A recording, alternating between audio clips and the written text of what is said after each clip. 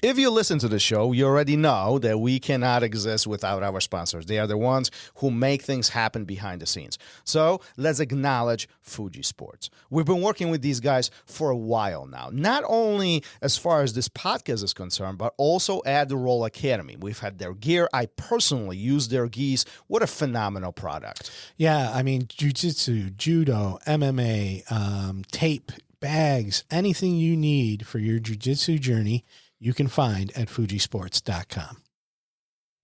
Let's talk RŌL TV. There's so much content on there. It's ridiculous at this point. But I think what is even more intriguing, as time went on during the project, we've been recording most of the events that were taking place here at RŌL Academy. At this point, I mean, we have guys like Chris Howder, Armor Fati, Rafael Lovato Sr., and Pete the Greek. I mean, there were so many different events that we've kind of recorded it. Don't you think that's amazing? I mean, points of reflection and kind of going back for all the students to see what really happened and refresh their memory. Yeah, I think it's great, you know, being able to go back and look at all these high-level practitioners, Octavio Cudo, like one of the names you didn't mention. And I mean, just these guys that have been doing this for so long come in, teach these amazing seminars and workshops, and it's all recorded and there for you to watch. Yeah, absolutely. So if you want to get additional savings on all this, type in code RŌL Radio at the coupon and get additional 30% off of your membership. Nice. Go to rolacademy.tv. What's up, everyone, and welcome back. If you haven't already, please hit the like, share, subscribe, download, listen, and whatever other button there is, and leave us a review wherever you do listen. This ensures that we can continue bringing you the great guests and amazing content that you've come to expect. Today's guest brings her years of coaching, instructing, academy ownership, and championship experience to discuss a variety of topics. Alex Barcelona is here to share her thoughts on the importance of putting aside your ego, moving on from losses, the true value of competition, and internal pressures. Here's the RŌL Radio with 8-time world medalist, 2-time NoGi world champion, personal trainer, nutritionist, and owner-instructor at Liberdadgee Jiu-Jitsu, Alex Barcelona.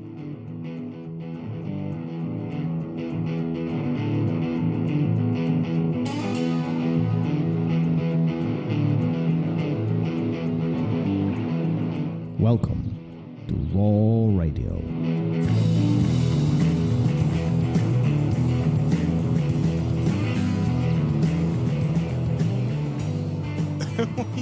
Because I'm waiting for your... There you go. Now you're going.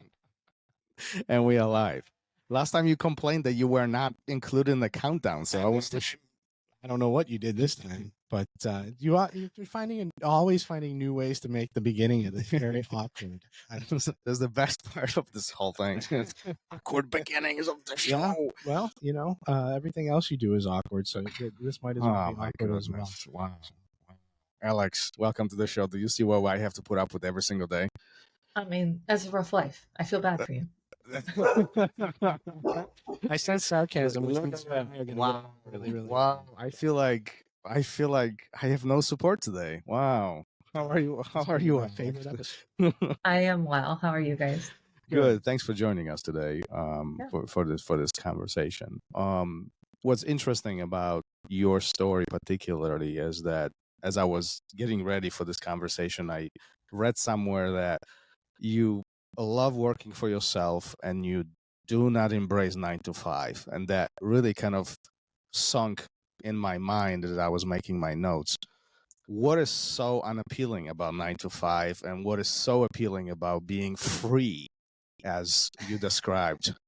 Oh man, 9 to 5 is rough. It's boring. It's hard. I remember my very first, I guess it was like my second adult job. My first one was still kind of like chill, but my first office job was like a slap in the face because, and I remember I got it right before summer. It was like kind of like winter, spring, and I was very excited. And I remember so vividly the very first hot, perfect day.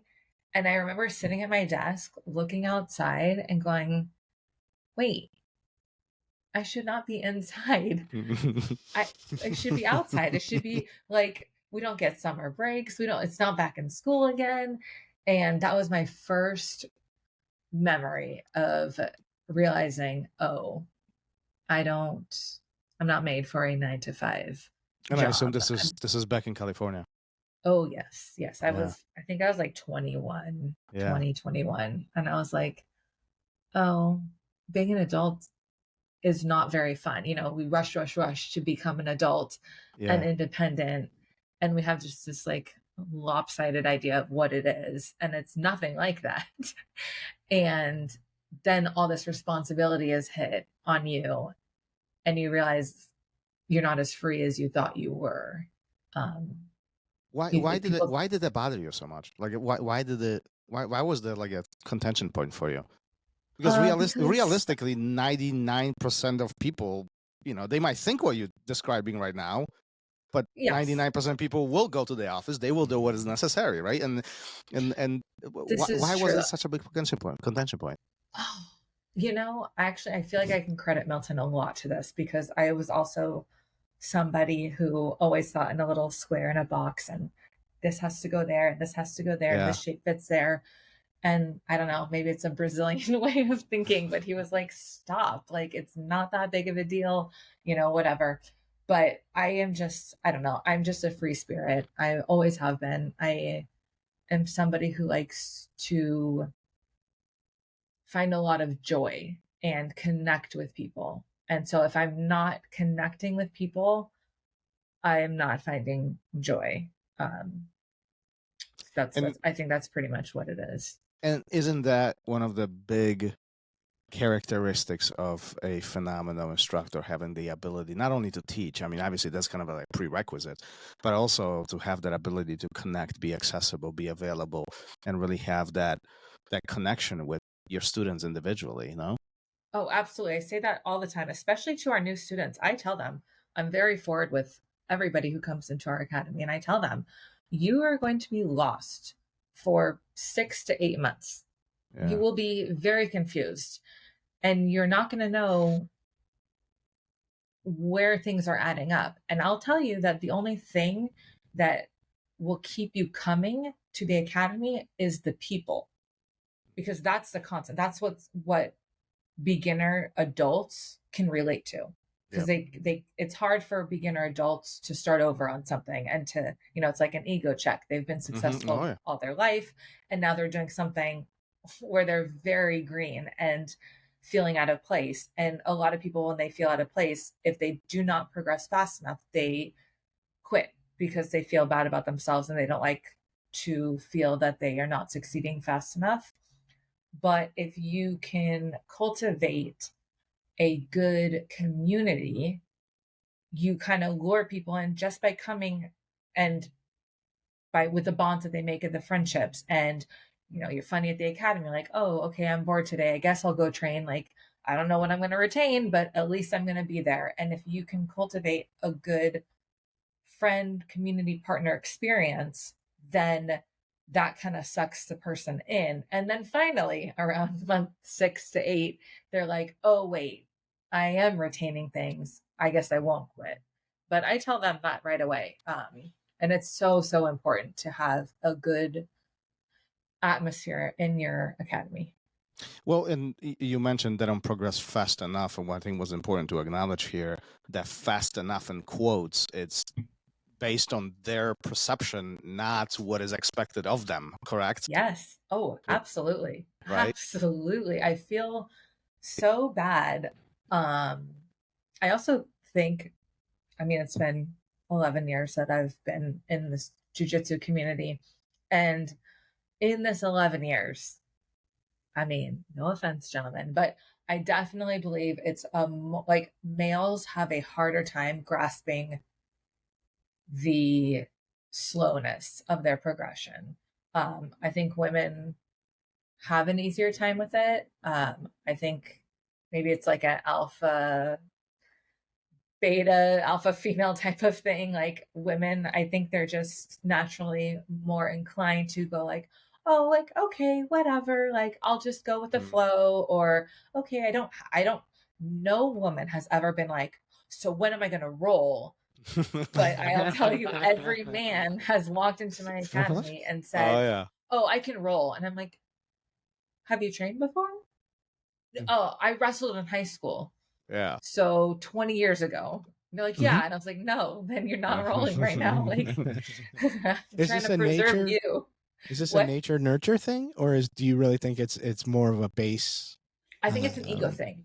Yeah. I think men have a lot of they want to prove, they want to just prove to themselves and not to like anybody else. I think they just want to prove to themselves. And I think that it's funny, like even like something simple as like forward, backwards rolls or hip escapes. And it's like these very, very successful men in their careers and their life and family life, whatever, or even in the gym lifting weights, they can get it. But something about jiu-jitsu is very humbling because you have to connect your mind and your body. And it does kind of put a reality check on people.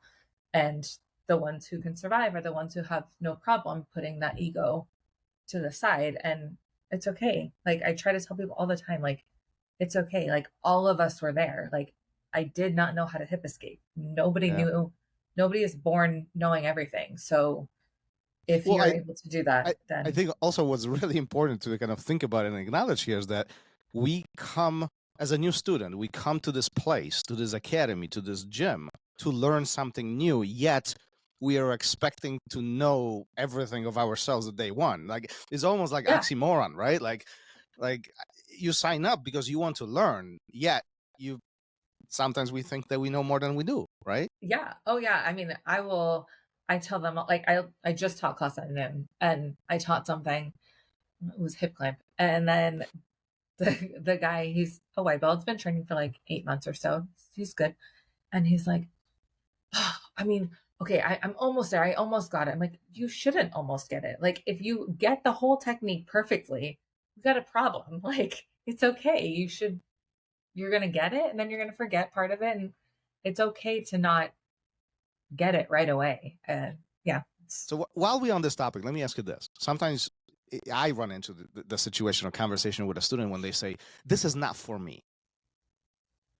This doesn't work for me. What's your thoughts on this? Because we can spin this multiple different directions. Like if you're brand new, how do you know if this is for you? Like how do you know how honey tastes if you've never tried honey? You know, like how do you know how to swim if you've never got in the pool? What's your take on that? Usually I hear that it's not for me from late blue belts and up. I don't hear the not for me unless they're like being like like making funny jokes. But like in reality, like when I do hear like, oh, like this isn't, this is not going to be like part of my game or whatever, I usually will counter with, that's fine. It doesn't need to be part of your game, but you still need to understand and know how to defend it and play it. Else you won't be a well-rounded grappler. Right. Because like, I always also tell people, okay, like my favorite guard to pass is De La Riva. And whatever your favorite guard to play is should also be your favorite guard to pass. So then you know everything that's coming. So I play De La Riva all the time, bottom.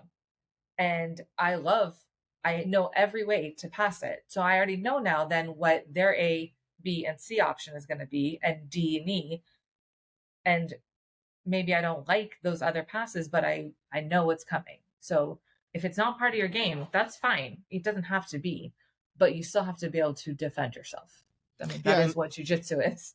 And ultimately, we have to create diverse, quote unquote, game or system within what we are trying to achieve, right? Like we can't be just single-minded and single-threaded and say, oh yeah, I'm only going to pass this type of guard and nobody else will do any other guard, against me. I mean, that kind of sounds silly, doesn't it?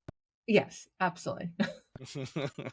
Yet the things are not so clear when we are starting this. No, yeah, that is when you get all those like crazy questions and you're just like, in time, okay. What's the craziest question that you've gotten? Oh, I mean, off the top of my head, I can't think of like absolutely crazy, but we often get the question asked, like, oh, how do you be a world champion? And it's just there's that. It's so like, it's such a loaded question. And you're just like, I don't know. Here's the You recipe. yeah, you like if it's like clear cut, I mean, everybody would be, but yeah, it's a huge open-ended question. Yeah. So how does all this start for you? Where's the beginning? Where's the day one of Day this one, day one craziness? is let's see, I was working, not a fun job, and I was bored. And so I played softball my whole life, like 7 to 17 years old. It was all of my childhood. And I played multiple sports as well, volleyball, basketball. And, you have a lot of fun as an athlete. And it's just something that's very special. Bonding, athleticism, working out, everything. And then when that ends, you kind of have like a shock of like, oh, I'm now in the real world. And all that fun goes away. And on comes responsibility, children, whatnot, work. And then I found jujitsu. And I was like, oh, wait, you can have fun again. There's my inner child again. Oh, there's something now that spark has been relit. And I thought it was just non-existent when you become an adult. So finding that was very, very special to me. And then I found it. And I actually also get asked like, oh, did you join like jujitsu for self-defense? And I'm like, what? Self-defense? No, like that was not even in my brain either. It was just something fun to do that felt like I was doing a sport again. And that was it. And once I found that, I was very set in my ways and I was training all the time. And that was it. Before we dig in more into that story, because it's quite intriguing, actually, in my opinion, why do you think that so many people simply give up right around the college time or end of college when that conversion into quote unquote adult life happens? Like I see this happen all the time. Like it just unfolds as is. So it's like you go to school, you maybe you're in high school, you are active, everybody's active. You go to college, you convert into similar activities, you explore and so on, and then the real life kicks in. And whether you have kids or not, whether you're married or not, I think there is that like conversion point where the serious life, the responsible life starts, right? And like we can't work out anymore. No. You got to do your job. You got to do this. You got to do that, right? All these checkpoints, as part of the real life. Why do you think a lot of people let go of that fun, of that activity, of that active lifestyle that they've had for so many years? Yeah. I honestly, I don't know if it's like an American thing. I feel like other parts of the world are much more casual. America is very cookie cutter. It is very, again, 9 to 5. I have the family, I have the children, I have the corporate job. That is a status symbol. Those are things to the outside world looking in, a symbol of success. And so, we are conditioned all throughout elementary school, middle school, high school, and then into college that is the way. The path is to stay in line. The path is to go to college, get your degree, go find a job in the corporate world, work up that ladder. And in turn, when doing all of that, goes all of your free time and your happiness. Do you think this is one of the reasons why so many 30-year-olds discover jiu-jitsu and they are just head in? Like it is like, oh my God, why have I been missing this? I feel like this happens daily, at least at our academy. Yes, I hear that all the time. And it is so true. And then I hear like all of our young or middle-aged young guys, like late 20s, early 30s, are like, man, if I would have found this when I was a teenager, I never would have been working. Like, this would be the way. And I'm like, yeah, maybe. Like, I don't know. So you start jiu-jitsu. First of all, do you remember your first day? Do you remember the day where you No. just got hooked? No, I don't. No, not my very first day. No. Why I is that a remember. blow? It wasn't memorable?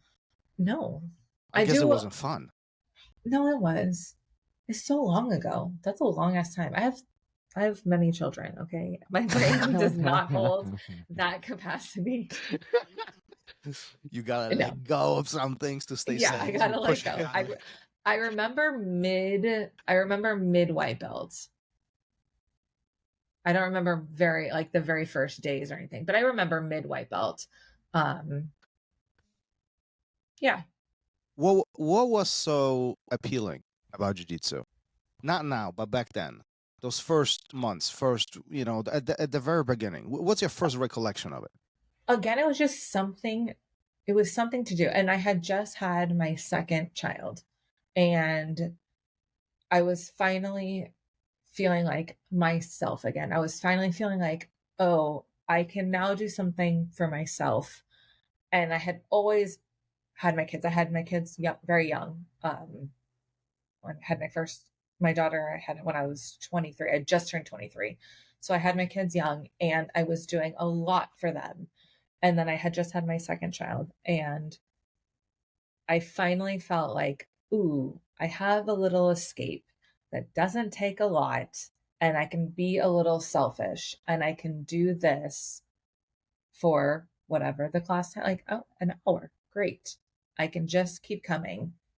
And that was really what drew me in. That was really what was my driving force of, oh, I found people, I found community, and I found something that kept me active, that reminded me of the group community, because jiu-jitsu is not a group sport. It is an individual one. Yeah. And I always played group sports, but you kind of get the best of both worlds with jiu-jitsu because you have your community, but then a lot of pressure is put on you, which was also something very new for me once I started to compete as well, because, in a team sport, there's people to blame, collectively you have to be united. And when it's jiu-jitsu, there is nobody to blame but yourself.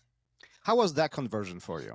Because coming from a sport and from a group sport, doesn't matter which sport, but just the initiative of working as a team. And now in jiu-jitsu, some might say you work as a team to train, but ultimately you're right. It is all on me. Yeah. My errors, my mistakes, my successes is all on me. Everything points at me. How was that conversion for you mentally?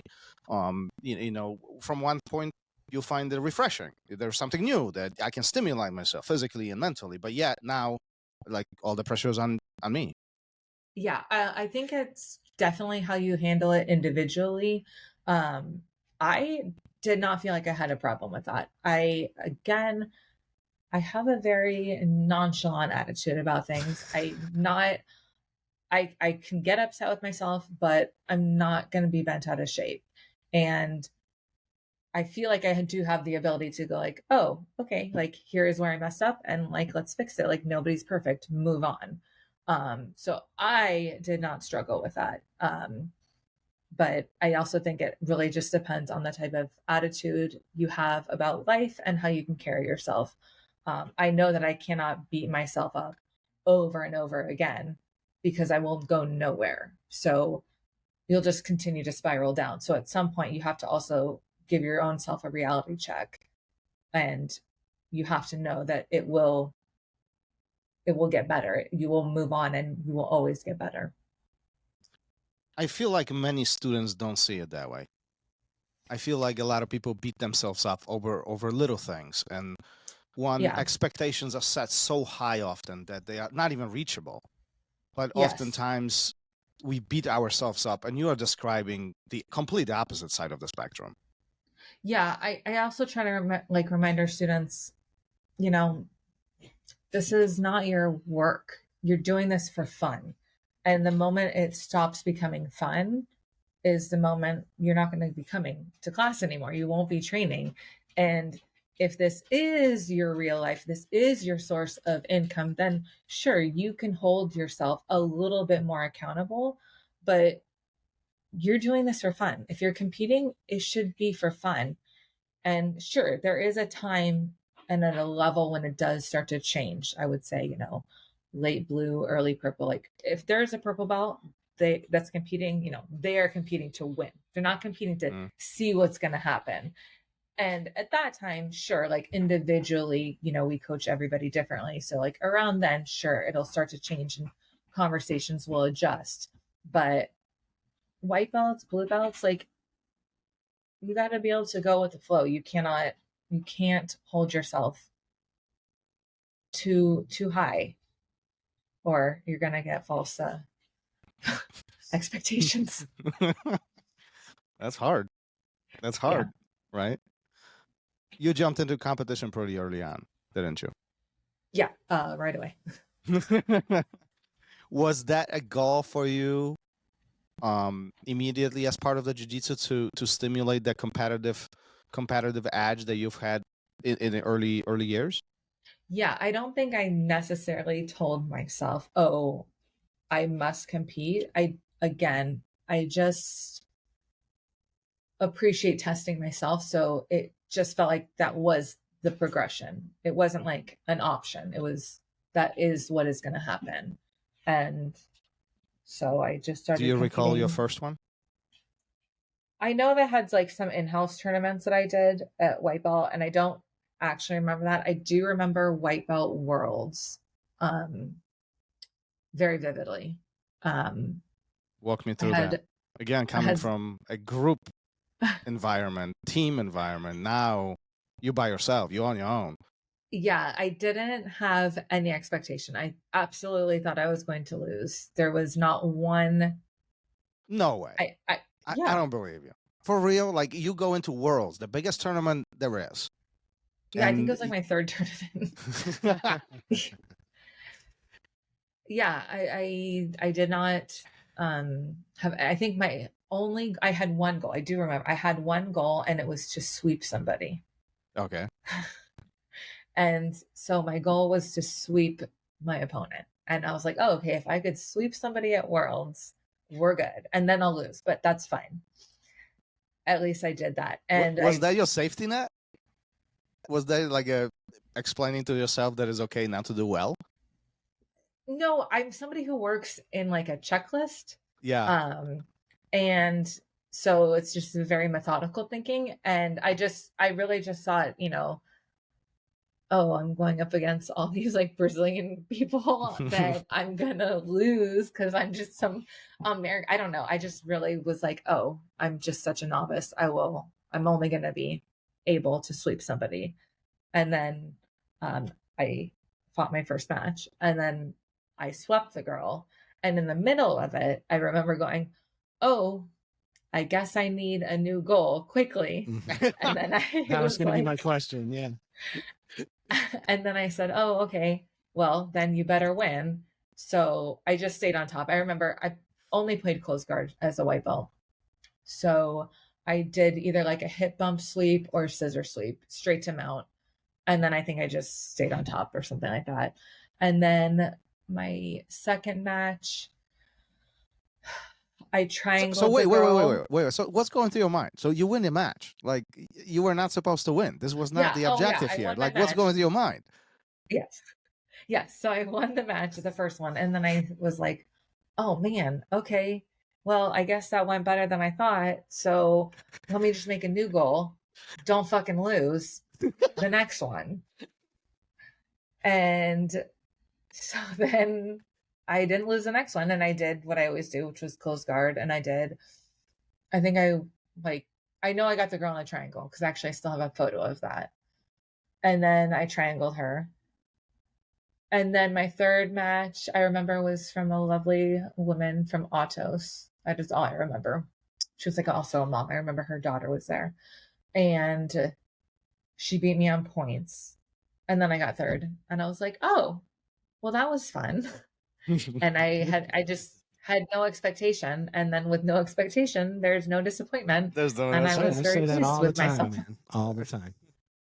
Was that a breaking point for you in terms of the competition, that this is not as hard as some envision, or we can actually do things I think that early on, I think early on there was no pressure for me at all. So I felt very free. And I just flew by my coattails, just having fun. Like I always try to tell people, you know, like white belt and blue belt is so much fun. There was no pressure for me that I put on myself at all. And it's not my job. I was still like just hanging out, learning. And, you know, again, it wasn't like, oh, I must compete. But again, I think competing is the best reality check for any individual who likes jujitsu. You know, you can be like the best at your academy, you can be the best around your area. But if you know, competing is also a very selfish thing. When you compete, you are going there to let everybody know you are better than them. And so when you go, you're either confirmed in your thought process by winning, and you're like, okay, great, this validates my thoughts. I am amazing and I have great jujitsu. Or you are very humbled and you learn that, oh, not everybody's as or you're not as good as you thought you were, and then you have to go back and fix. And then again, that comes down to your ego of whether you want to fix it or not, whether you want to admit that you are wrong in certain areas and you can better yourself. So I think competition is extremely valuable. I love that attitude. But we both know that's not how everybody looks. I mean, I No. think most white belts are like, I'm gonna have a plan. I'm gonna do this. I'm gonna do that, and like, and you know, like it's very.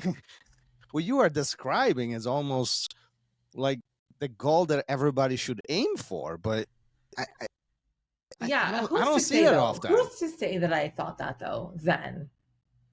Well, I guess I feel like I thought that then, but yeah, I mean, that's how I came here. I mean, I try to tell, I don't feel like some white belts, I don't think have any plan. But that's why I try to tell people that they should have a checklist. And I always tell people like jujitsu is like a little tumbleweed. It's a circular shape.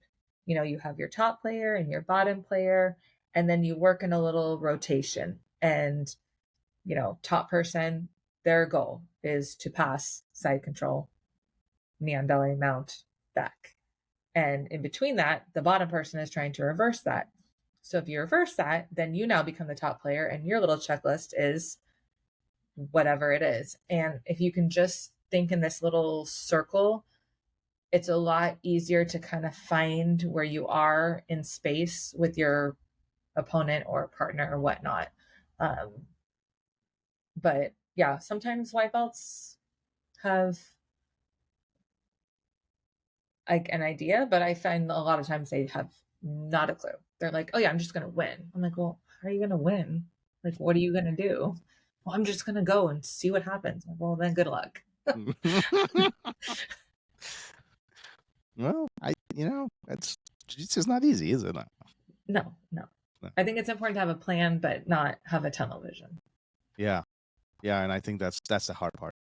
That's the hard part. Oh yeah, absolutely. Yeah, being agile enough where you can manipulate the path, yet have a very defined goal of where you're going, right? Because things, right, and I think ultimately things change, especially during a live match, whether it's sparring or competition. Competition magnifies all that, right? Right. But like your partner or your opponent will not do what you want. Arguably, they're going to do the opposite of what you want, right? So having ability to manipulate this is really important. Right. And that's why it's important to train all the techniques from what we were saying before, because if I'm only thinking a certain way, if it's not part of my game, then it will not, how will that help me later if that person is playing that whatever technique?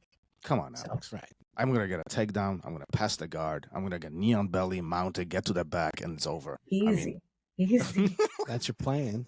What happens though? You don't want to, I always find people always have that oh shit moment when they don't have a plan, right? So when whatever curveball gets thrown to them, they stop and they're done, you know? They freeze. Yeah, absolutely. Happens all the time. I see it all the time. And this is from a guy that doesn't compete. I didn't get into this till I was older. So I'm just talking about like in open mats, even you see it where it's like, oh, so-and-so isn't where they always want to be. And that's it. It's over, for that person. Yeah. Definitely. So there is a certain level of success as a white belt. Life is good. You move on to blue. You continue chasing it. Yes. Competition again. And things go well, as I understand. And then similar things happen at purple. Is that give you the continuous growth and the continuous path of success? Does that give you a big confidence as far as your skill is concerned? No, not for me. So how come? On the contrary. Okay, so that's interesting. Okay. Yes. Why your confidence is not going up? I mean, you're winning. And I'm not talking about pushover local tournaments. You're winning on a national stage. Yeah. Yeah, that's, I don't know. I've always been a very self-conscious person. Milton would always get mad at me about that as well. I think I always would like downplay it as like luck or like a fluke, or I would find a reason why it wasn't like me per se. But you find a reason why they lost and not why you won. Yeah. Okay. Yeah. Well, let me tell you, you're like the luckiest cat I know. Like, you should play lotto or something. I don't know. Yeah, I wasn't lucky there. But yeah, yeah. I think but why? that's always. I mean, dig into this. Like, why? You look, you winning major competitions at blue and purple belt. I mean, that's worth something, isn't it? I mean, there has to be a point of like, God damn it, I'm good. Like I like all these women, I just mop the floor with them, and this is not like pushover stuff, right? Yeah, no, I mean, I loved competing, and I still do to this day. I always love it. I think, again, I had said like white belt and blue belt, you have very little pressure. It remains fun. But then I mentioned also like around purple belt, those who are competing, like you're not going there to have fun. You're not going there to see what's going to happen. You're going there with a purpose, and the purpose is to win. And then that's what happens when you start going to these tournaments that hold a lot of weight, the, NoGi Worlds, Pan Am's, Worlds, all those things. And then that's kind of when the pressure sets in. And especially like at purple belt for me was when I really just was focusing on solely jiu-jitsu and competition. So I felt I gave myself more pressure internally. And like Milton would point out often, like, oh, you're putting so much pressure on yourself. You're now scared to compete. Like you're freezing. You're not thinking clearly. And it was always like my problem that I feel like I finally like nailed down actually a black belt was I was so scared of what other people were thinking of me if I would lose that I wasn't thinking about anything else other than that. So once I figured out that nobody actually cares, like in the grand scheme of things, like and it's so silly because I would tell our students the same things, but again, heeding your own advice is a lot harder, but nobody cares. Even with Milton, like when Milton would lose a match or whatever, I'd be like, okay, like I'm sad for you because I know you worked for this, but like, are we ready to go eat? Like, let's go party. Like we're in Vegas or whatever. Like we move on. Like it's my perception of said person after they lost does not change. But for me, I felt it was changing and I was always so scared. Why was this so heavy on you? I have no idea. Just internal pressure that I put on myself. But then when I really realized, I think it was like late brown belt, black belt, I was like, literally, I just told myself like, literally nobody cares. I have very, very, very famous high level black belt friends, multiple time world champions, beyond successful in and out of the jiu-jitsu community, and they win and then they lose in front of the same people I lose in front of, and nothing happens to them. And I was like, okay, it's time to grow up. Like, stop thinking like this. And it just switched, and now I don't care. I'm very much how I used to be before. I have been able to eliminate that burden off of my shoulders, but it took a long time. It took almost all of purple belt and half of brown belt, which was a long time. I was like probably like 4 or 5 years. Yeah, that's a long time to carry that weight. Yeah. Yeah. Which one was more difficult for you, purple or brown? I would say mentally purple belt. Brown belt, I read Tim Grover's book Relentless, and that changed everything about my outlook on competing. Everything. It validated what I had always felt internally. I try to tell everybody to read that book. Great read. It was life-changing. And I read it after I lost the finals at NoGi World's brown belt. And then I read it. I competed right after I read it, and I got first. I competed right after that, like the next month at like Fresno Open, and I competed San Jose Open in January. I got second. Fresno Open, I got first. And then it was about to be Pan Americans. Oh no, before that, then I had a super fight against Bree Sticks, who's amazing. And then I even told Milton, like, oh, I'm ready. I'm going to win. He's like, okay. And I was like, no, this book, I got it. I'm doing great. I'm set. And he's like, okay, but that's different because those were the tournaments. Not everybody's looking at you. This is like all eyes on you. And I was like, don't worry. Good. I got this. And I won and I felt great. And then Pans was coming and I was like, beautiful. I'm just taking this momentum and I'm going to win. And then COVID happened. So there went that. But I account all of like that mental switch was Tim Grover's book. And I highly recommend it to everybody. If there's one thing that you took away from and by the way, that's a great read. I love that book. But if there's one thing, and there's a lot of little things in that book, but if there was one, pinpoint one, what was it? I just appreciate, at least for myself, it validated who I was. And he goes into the different types of players that you could be and the different types of personalities you can have.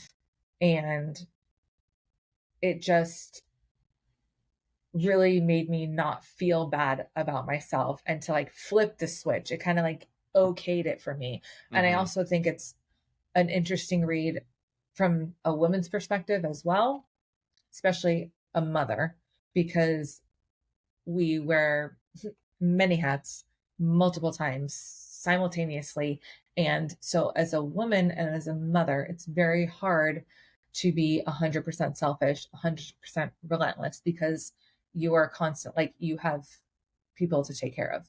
And so I think for men, it might be easier, but I don't know. And I can't speak to that, but it just kind of I just really took that. And I was like, okay, I'm making this switch and I won't hold back anymore, heeding Milton's advice, heeding the advice from the book. And I was like, okay, I'm switching. This book validates it. Milton's been telling me this. It switches now. And that was it. Good for you. Good for you. I mean, many do say that competing is a selfish act. You have to look at yourself first, put yourself in front of everybody else, you know, in order for you really to have that mindset to chase and overcome some of those big obstacles that arise outside of your control, right? Yeah, absolutely. Yeah. So all of this is going on. You converting from purple to brown, you know, there's clearly a success. You go through this conversion of life, if you will, right? And then black belt appears. Do you remember the day you got it? Oh yeah, absolutely. We had just moved. Did you Did you know it was coming? No, I did not at all. Talk to me about that. Walk me through that day. Yeah, I did not know it was coming at all. In fact, we had just moved to Tennessee, and we hadn't even been at our house because our truck carrying all of our moving truck did not come. It was delayed. So we ended up driving all the way to Atlanta to Kenny Kim's Academy, which is where our the end of the year party promotions was going to be. And so he was just like, oh, stay at our house. So we just stayed there. And I knew the other people that were getting promoted. And I mean, if I knew, I actually would have done my hair better. I really had no idea. And yeah, like our life was in complete chaos, and I was just not expecting that. And I remember I was even sitting down, like making funny stories with like the little like nose and the dog ears on the guys, not even paying attention like at all. And then they were like, oh, we have a special black belt. And I was like, okay, it's going to be Elizabeth Clay. Like, cool. Awesome. And I'm like getting ready to film this. And then they're like, oh, we have one more. And I was like, okay, like probably some dude from Kenny's Academy or whatever. And then Milton gave me my black belt with my name engraved on it, which meant that they had thought about that like a long time ago. And I was like, really? Yeah, I had no idea. Not a clue. What goes through your mind when your name is called out? Not much. I was just like very, very surprised. I wasn't, again, I'm just a go with the flow person. So I was like, okay, I guess this is it. I mean, it was so many new things at one time in my life, moving, new state, new everything. Hadn't even opened an academy yet. It was just, I felt like it was like a full rebirth because there was not one constant in my life at that moment because everything was just put in my lap brand new. So that was all I was thinking was, okay, it's another thing to roll with. Let's go. So, okay, but at which point does it sink in? At which point, it hits you? Like, this is a big deal. Like, this is unlike all the other ranks that we all receive. Like, yeah, I felt like I had to grow up fast because we opened the academy right away. And as soon as we got students, I was like, wow, okay, I'm a black belt now. Like, I am fully in charge. And that was a sense of like, I did carry that weight. I felt that. But it just felt like something that came naturally again, like, here it is, another thing to deal with, another responsibility that I have. And I mean, at that point we had been running the academy. So like for a long time together. So running the academy part wasn't new, but that teaching with the black belt was. Was that a distraction for you? The fact that you just moved, just even teaching, focusing on teaching more than the awareness of the magnitude of what is happening here. Yeah, not too much because, I mean, okay, maybe, yeah. Yes. Yeah, teaching kind of, yes, I see what you're saying. Yeah, teaching helped distract from the weight of it, as in like, oh, I'm not just competing. Like, I'm not just still a student. I have other responsibilities. So that kind of carried over. And I mean, we didn't have a lot of students in because we were just opening. So competition wasn't super high on my list. But then that switched pretty freaking fast, actually, because, we opened March and then I competed in May at Pan Am's, NoGi for black belt. So yeah, I think actually, I did just throw myself into that. I mean, I feel like as I'm listening to you, I feel like the that period of time your life is unfolding really rapidly, really fast. Like it's almost snowballing in a sense. Are Oh you yeah. just are you just riding the wave like with, Yeah. I mean, no you have to. expectations? Oh yeah, no, that's life. You have to. But I did have expectations at black belt, and I was going there to win. There is no we'll see. I was not going to accept anything other than a well performed performance from me. I mean, of course I want to win, of course I expect to win, but the performance is what matters. And if you perform well and you lose, that's a lot better than performing poorly and losing. So I just wanted to feel competent there on the mat when I was All right. competing. All right, so explain this to me. From one side, you say that you don't put any expectations on yourself. You kind of ride the wave and life is good, peace, no, like lose, win, doesn't really matter. Yeah, it's a moment ago, you just said that performing at the highest level. For other people. Okay, all right, fair enough. But fair enough. But if I'm going to compete, I'm going there to win. And I'm going there to win, and I'm going there to perform correctly. And again, you can fight great and you can have a wonderful match and you can still lose. And that is okay. That is just the draw. There is no perfection, and that happens. And I feel like that's growth on my part, because before it would be like, oh, well, you just suck. And it's like, no, maybe there's tiny errors or whatever, but I don't mind performing and competing great. And then I just happen to lose. Like Christina Barlan and I fought, and that is one of my favorite matches between her and I. And we both fought like A games, and it was great. And she beat me by an advantage, and nobody's butthurt about it. And like, it's great. Like, good. That was great. And I was not sad. I wasn't like embarrassed. Like, oh, I got my butt kicked. Like, no, it was just, I needed 30 more seconds and I ran out of time. Oh, well.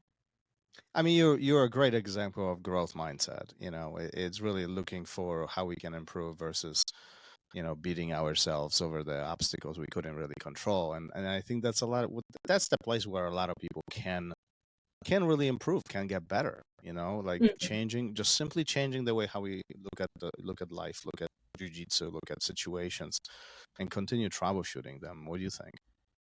Yeah, I mean, that is the ultimate evolution of people. Like, if you can continue to grow, and it doesn't have to be fast. It doesn't have to be again, it's just like jiu-jitsu, when a white belt starts out, they're expecting just these miracles to happen. Yeah. And it doesn't have to happen right away.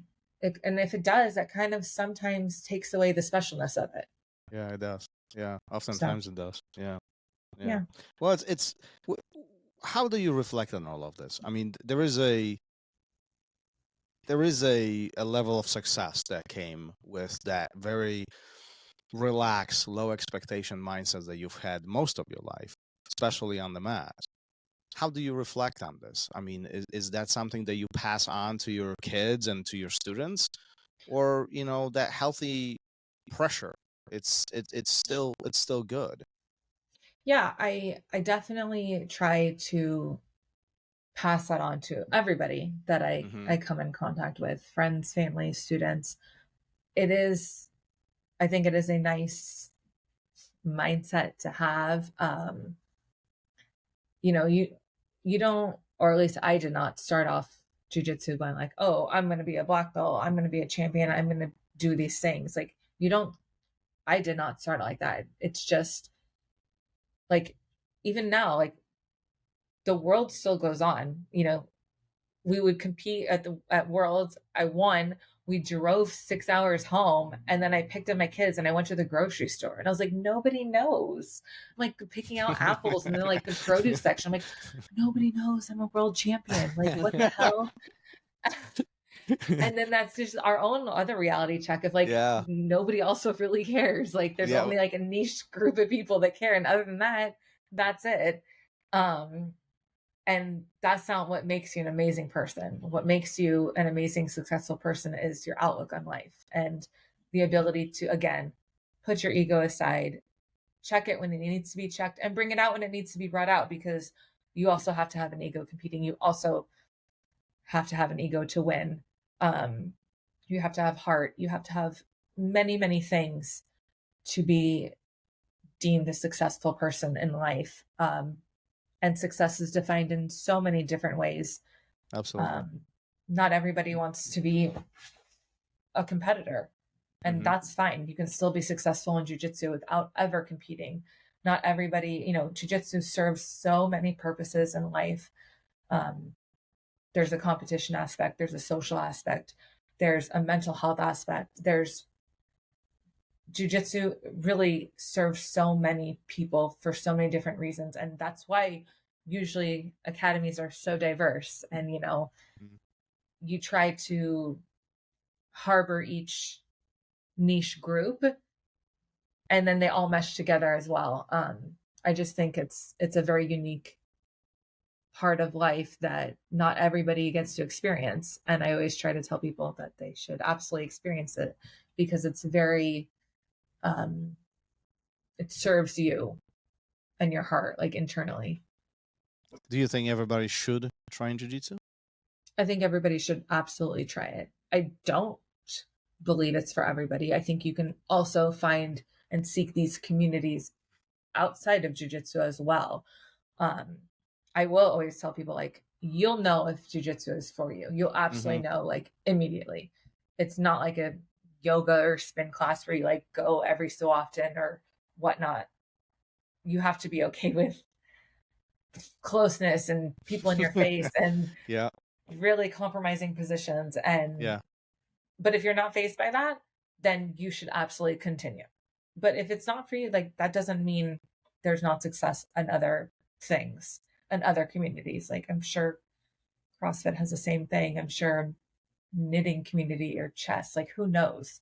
Because that's not my group, so I don't know. But I would assume that, again, if it's the people around you that make your experience what it is, and you yourself. Yeah, I mean, you clearly found a lot of success along the way with what you do, how you do it, with your just the approach to life and to jiu-jitsu. Do you feel like every female should engage in this? It's an ongoing conversation here. I mean, it's just all throughout. Yeah, I absolutely do believe it is extremely beneficial. How do we overcome some of these obstacles of what you just described a moment ago, like closeness, compromised positions? Like this is the hard part for many females, especially when they are starting. Like my yoga teacher was like, "There's no way I would ever even get on the mat."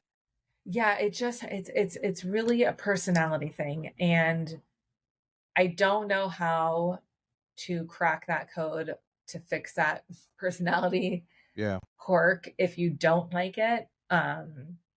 I am friends with many people who do not like it.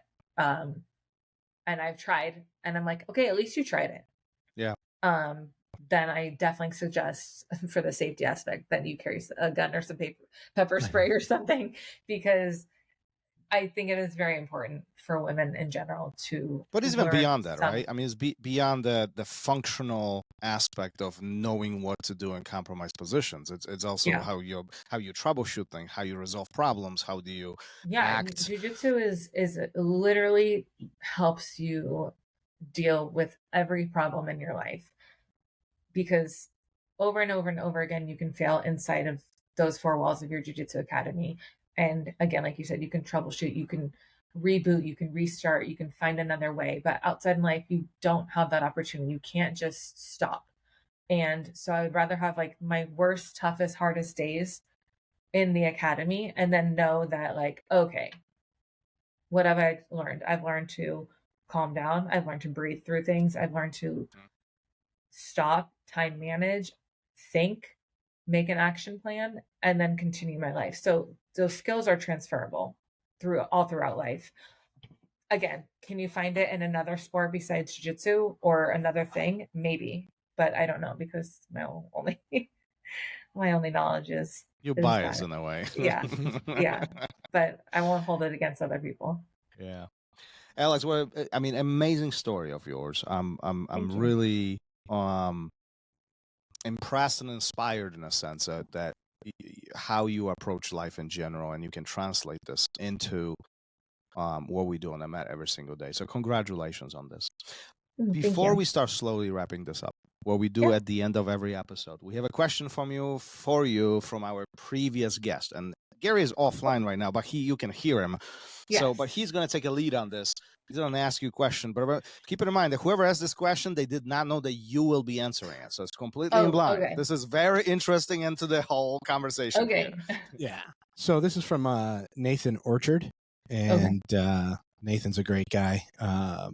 He wants to know, what was the most difficult 10 minutes of your life? Oh, yeah. And the most difficult 10 hours of your life? This is pretty deep. So deep. I am not a deep person. I know. This is why this is interesting. Mm-hmm. Okay, I could take an easy way out and just be like, oh, I don't know, the birth of my children. That was pretty fucking hard, and that was 10 hours. So I could say something like that. Gosh. Okay, wait. What was the difficult 10 minutes? Most difficult 10 minutes? Most difficult 10 hours.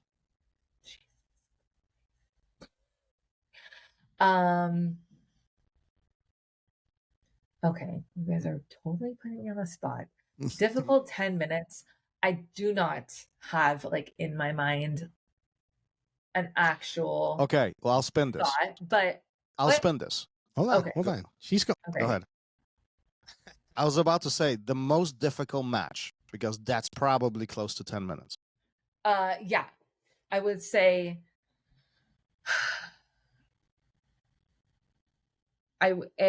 when I lost the finals at Brown Belt NoGi World was against actually a very good friend of mine, and so that I have competed against girls I know, acquaintances, but this was an actual friend, and that was a new aspect for me, and that is 100% why I lost, because I added the emotion part and she didn't, and that was a new learning experience for me. So I think that was a very difficult time for myself, because I tried to, like, in my mind, I was like, oh yeah, this does not matter. But it absolutely did. And it reflected, and which is why I lost. I would say that was pretty difficult to kind of control my emotions and the heightened sense of, like, another added pressure of competing, like, against an actual friend versus just somebody that, like, acquaintances, like, oh, you see each other around, whatnot, all that. So most difficult 10 hours. 10 hours. Okay, I'm gonna say the birth of my fucking kids. It was pretty rough. It was pretty rough. Yeah. So I'll use that. Yeah. All right, fair enough.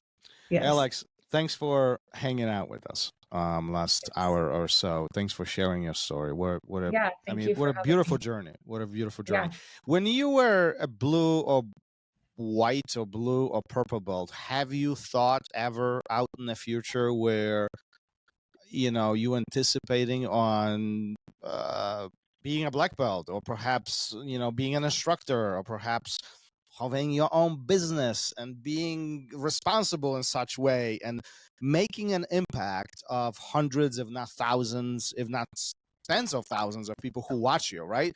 So, like, have you ever processed that information, that impact that you have as a domino effect? No, not at all. Sorry to get deep here.